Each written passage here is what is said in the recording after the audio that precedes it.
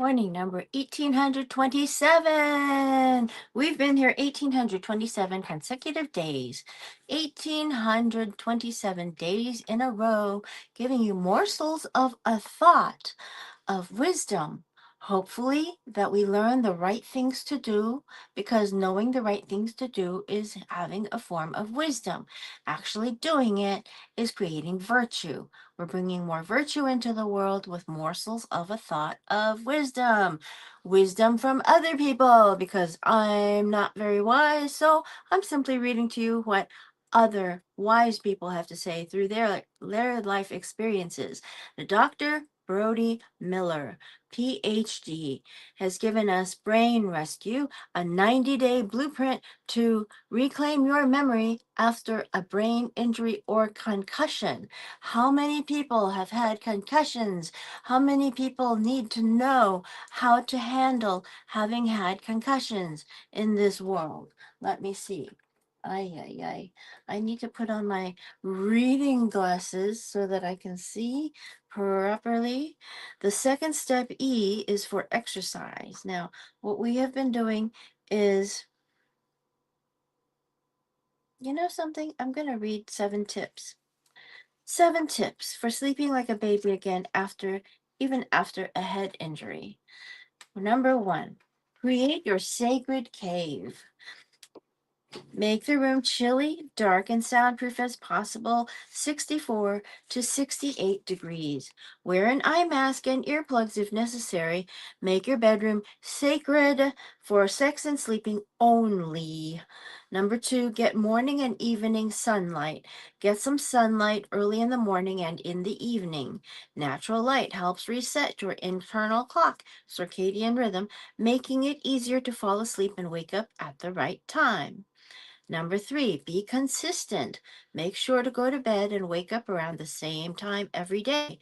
Be strict at first to establish the pattern, but afterwards it will get easier. 4, cut the crap. CRAP, carbonated drinks, refined sugars, added colors, and processed sugars. CRAP. Number 5, add background sounds. Adding background noises like white noise, nature sounds, hypnosis tapes, or calming instrumentals can really help you sleep better. Number 6, meditation or prayer. Try meditation or prayer. Meditating before bed can seriously improve your sleep quality and reduce anxiety. Even just 5 minutes of meditation, visualization, or mindful prayer can help calm your brain, ease your mind, switch on your parasympathetic nervous system, rest and digest, and get you ready for deep sleep. Now, I can't see my eyes because there's a red bar there. So if you're watching this live, you can't see my eyes either. Now you can. Okay, number 7, take GABA, theanine, and ashwagandha for extra support. These natural supplements can really help calm your nervous system. The best part is they are all non-addictive. If you need a little help, they can help you relax, reduce anxiety, and make it easier to fall into a restful sleep. Excuse me while I yawn because I think that's good for us too. Um, The second step, E, is for exercise because we're in chapter 4. R is for REFOCUS.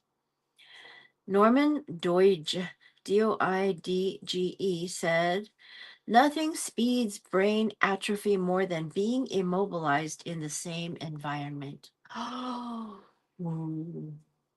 Mr. Deutsch, one of the grandfathers of modern day neuroplasticity, is trying to tell you something.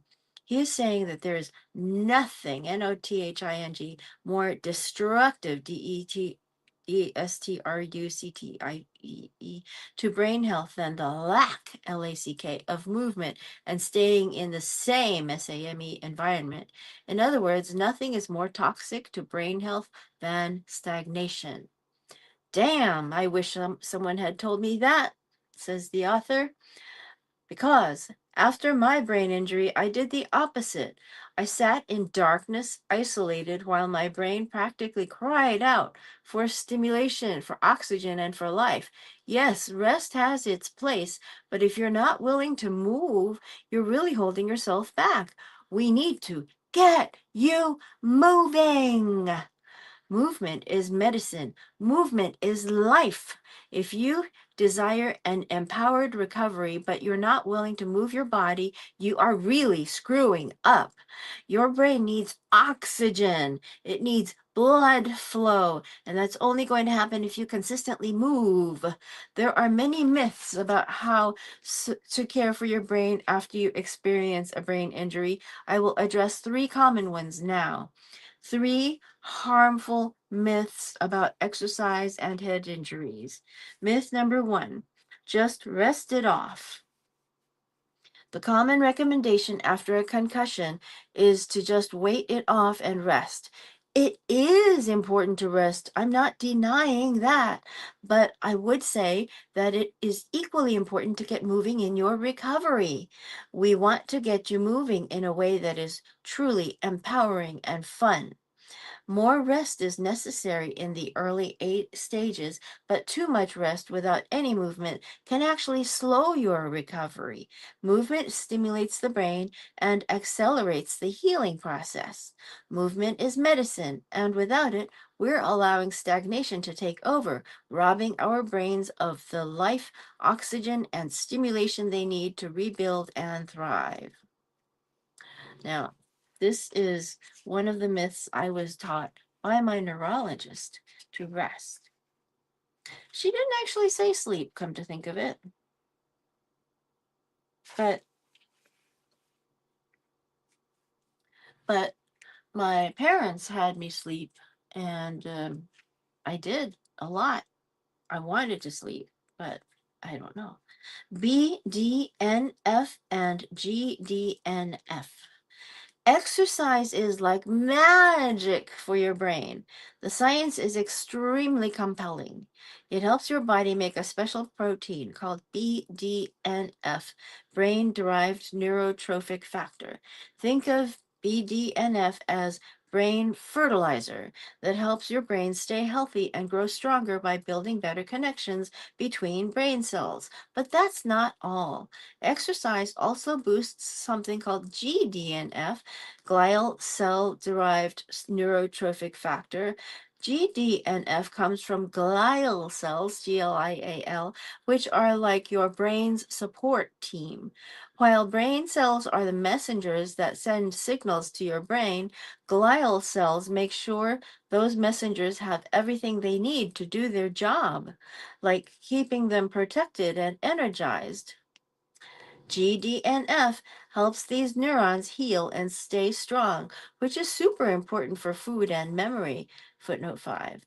Did you know there are twice as many glial cells as there are brain cells? However, both cell forms are important for boosting neuroplasticity. Exercise boosts BDNF levels, which is especially helpful for growing the hippocampus. Growing the hippocampus, the part of your brain that turns short term memories into long term ones. Together, BDNF and GDNF make your brain more flexible and balanced, which is a big deal when you're recovering from a brain injury or struggling with memory and focus challenges.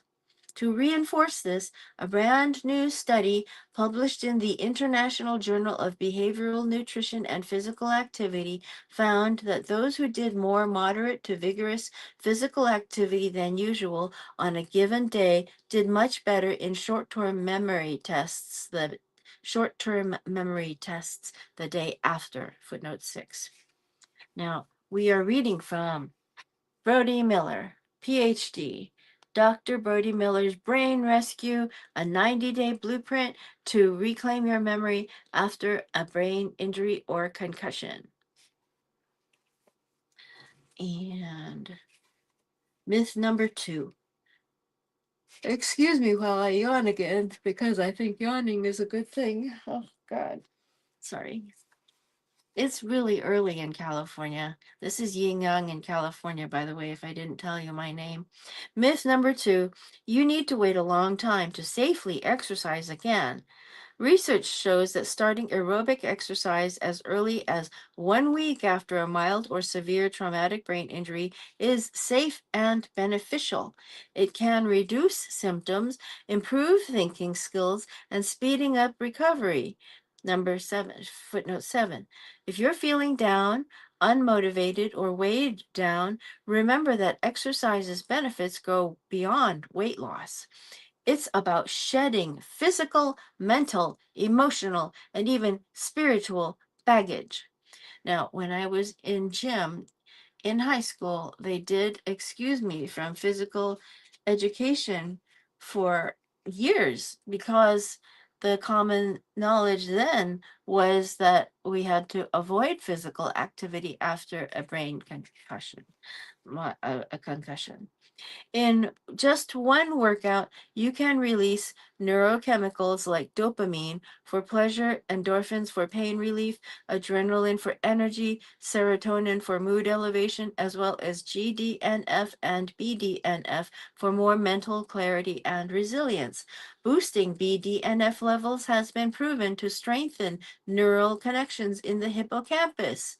Footnote 8, a brain region very important for memory consolidation. That's the hippocampus. Together, BDNF and GDNF support cognitive flexibility and emotional regulation, which are especially vital in recovery from brain injuries. And I'm going to yawn again. Excuse me. Oh my gosh. Yeah. It's been New Year's Eve, and that's why I've been staying up late, unable to sleep late till late and waking up early. It's currently, what time is it?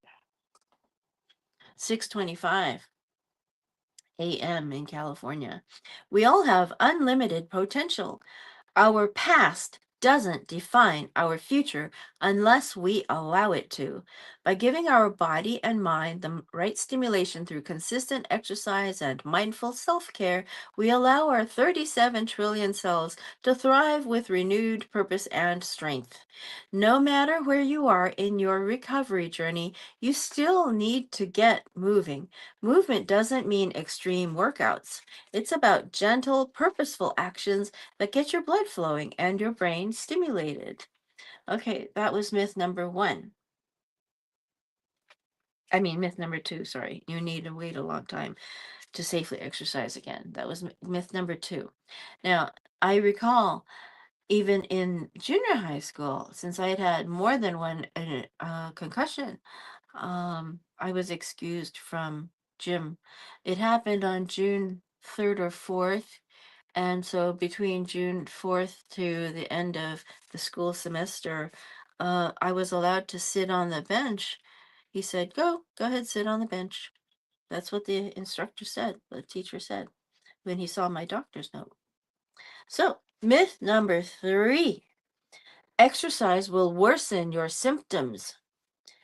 It's a common worry that moving your body after a brain injury will make things worse. Rightfully so. You might fear that exercise could exacerbate your headaches, dizziness, or fatigue, but the truth is, while overdoing it can be harmful, the right type and dosage of movement actually speeds up your brain's healing process.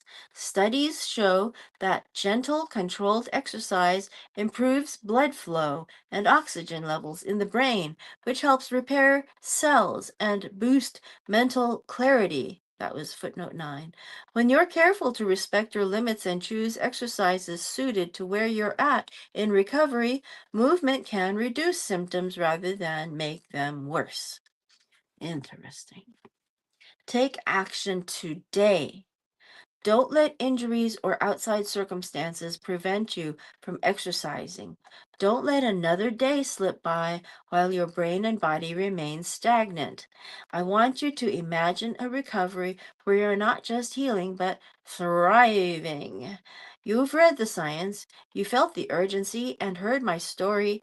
Now it's time to create your own narrative.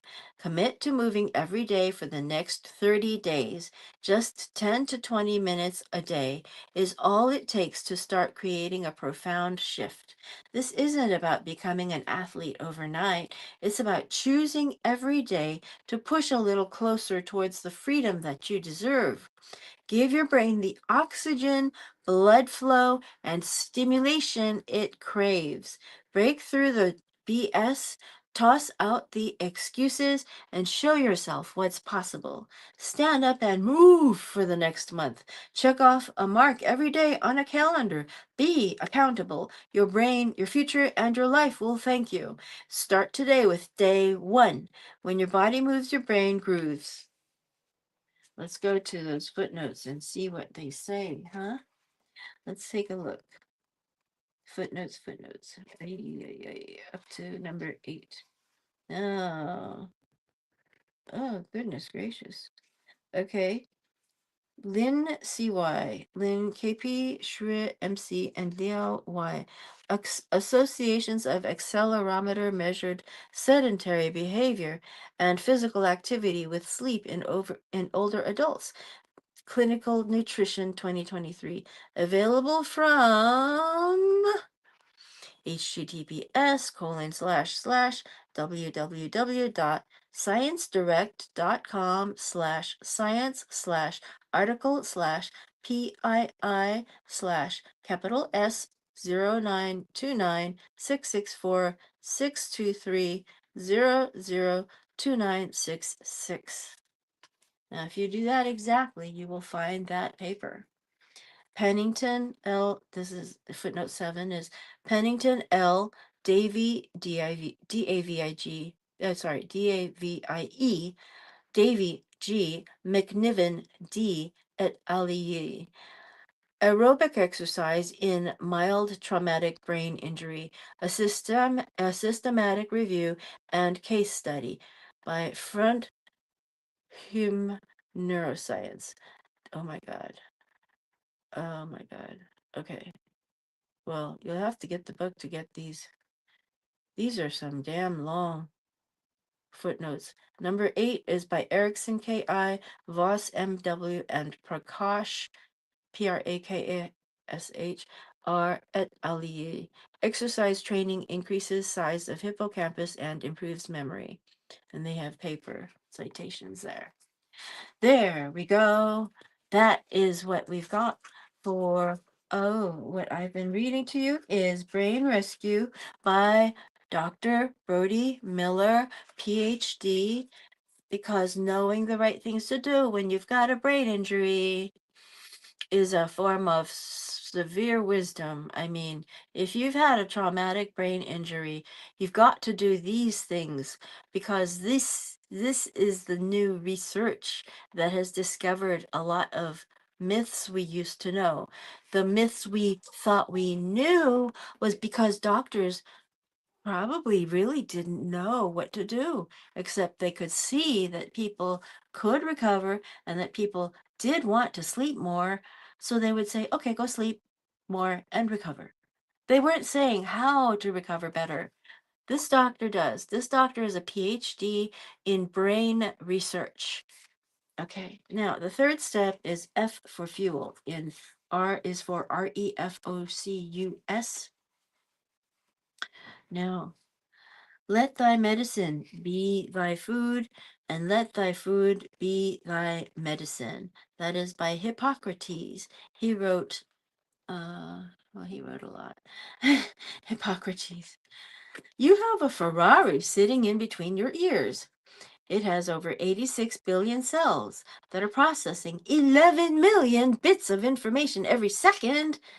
Why fuel it with anything less than the best? Would you fuel a Ferrari with cheap gas?